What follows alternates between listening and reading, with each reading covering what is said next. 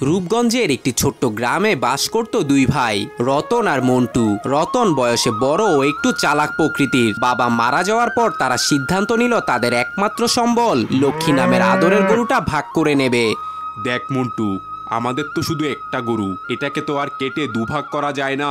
তাই আমি ভাবলাম তুই ছোট, তোকে ভালো ভাগটাই দিই। গরুর সামনের দিকটা মানে মাথা আর মুখটা তুই নে, আর আমি নেব পেছনের দিকটা।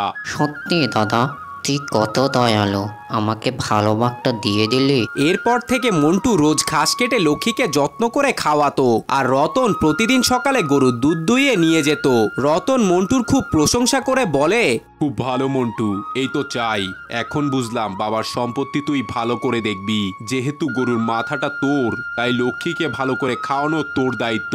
দাদার প্রশংসা শুনে মন্টু আরো বেশি করে লক্ষ্মীকে ঘাস খাওয়াতো, আর রতনদাও আরো বেশি দুধ পেতে শুরু করে। কিন্তু একদিন গ্রামের করিম চাচা এই সব কিছু দেখে ফেলে। তিনি মন্টুকে ডেকে বলে, ওরে বোকা, তুই দিন রাত গরুকে খাওয়াচ্ছিস আর তোর দাদা সব দুধ নিয়ে যাচ্ছে, তুই তো এক ফোঁটা দুধও পাচ্ছিস না রে।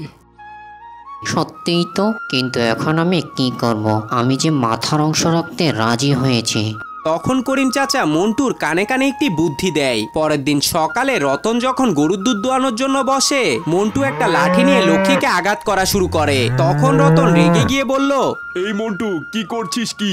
আমি রোজ গরুকে খাওয়াই আর তুই সব দুধ নিয়ে নিস, আমাকে এক ফোঁটাও দিস না। যেহেতু মাথাটা আমার ভাগে, আমি মারবো না কাটবো, যা খুশি করবো, তুই কিছুই বলতে পারবি না। রতন বুঝতে পারে কেউ মন্টুর কান ভাঙিয়েছে। ঠিক আছে ঠিক আছে, গরুকে আর মারিস না।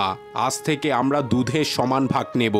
শুধু দুধ ভাগ করলে হবে না দাদা, আজ থেকে গরুর জন্য তোকে ঘাস কাটতে হবে, না হলে আমি আবার গরুর মাথায় মারবো। আচ্ছা আচ্ছা, আজ থেকে আমিও অর্ধেক ঘাস কাটবো।